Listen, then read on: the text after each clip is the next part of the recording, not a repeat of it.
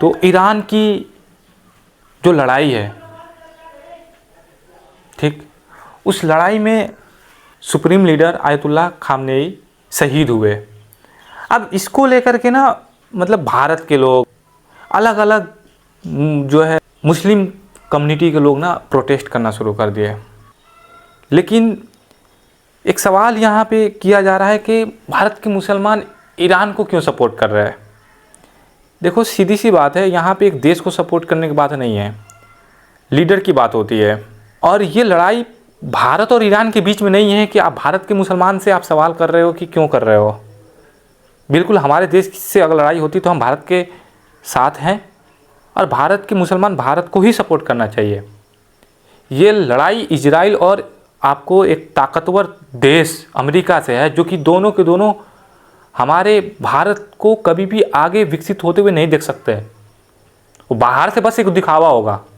ये लड़ाई अमेरिका से है, जो अमेरिका खुद हमें जो है परमाणु परीक्षण नहीं करने दे रहा था। ये सुपर पावर देश से लड़ाई है, भारत से लड़ाई नहीं है।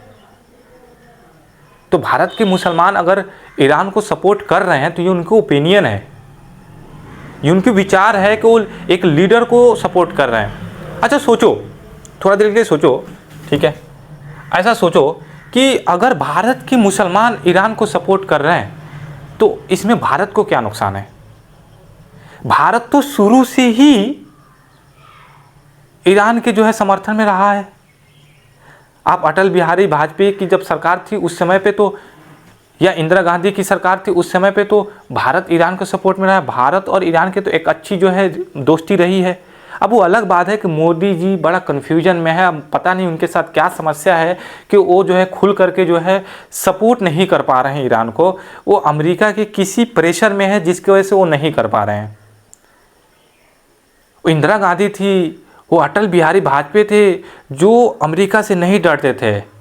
हमारे प्रधानमंत्री वो डर रहे हैं, उसके पीछे कोई कारण होगा। अब क्या उसके पास सीक्रेट है, अब वही जानते हैं, जिसकी वजह से वो खुल के नहीं कह पा रहे हैं कि जो युद्ध हो रही है वो गलत है।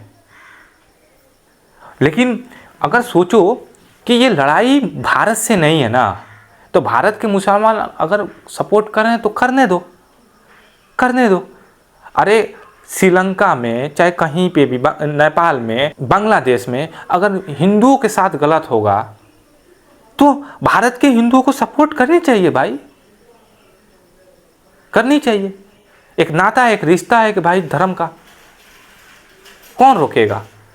हम निंदा करते हैं बांग्लादेश में जो मुसलमानों के द्वारा जो हिंदू पे जो हत्याएं हुई उसकी उस समय पे हम निंदा किए थे और आज भी निंदा करते हैं।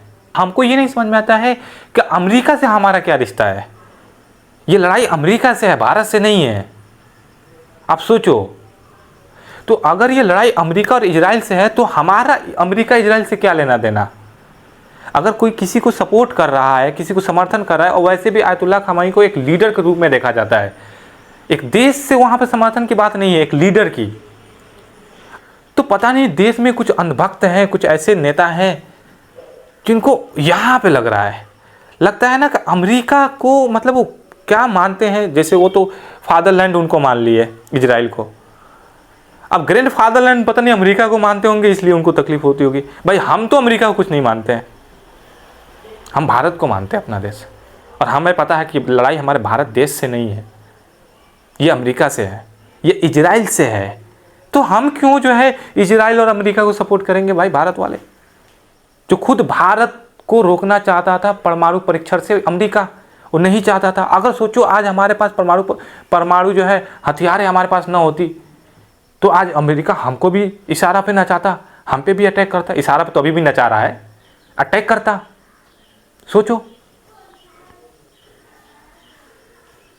वो हमेशा पाकिस्तान को सपोर्ट करता है, हम पाकिस्तान के खिलाफ हैं। तो जो पाकिस्तान को सपोर्ट करता है अमेरिका, उसका हम क्यों सपोर्ट करेंगे भाई, ये नहीं समझ में आता है। अपने देश से होता तो फिर ये हम सब की जिम्मेदारी होती, चाहे वो कोई सा भी देश हो, हम अपने देश के साथ स्टैंड हो।